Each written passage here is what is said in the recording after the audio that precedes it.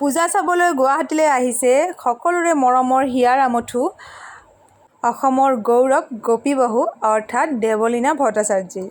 আপোনালোকৰ বাৰু কেনেকুৱা লাগে দেৱলীনা ভট্টাচাৰ্যীক কমেণ্ট কৰি জনাব। যিসকলে ভাল পায় ভিডিঅ'টো এটা লাইক কৰিব। এযোৰ পাটৰ সাজেৰে ইমান ধুনীয়াকৈ সাজিছে দেৱলীনা ভট্টাচাৰ্যীয়ে।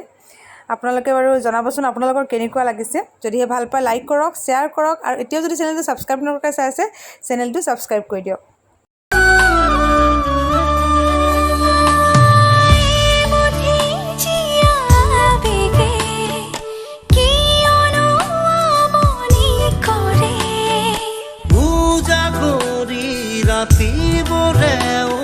তোমাৰ এই কথা খোঁজে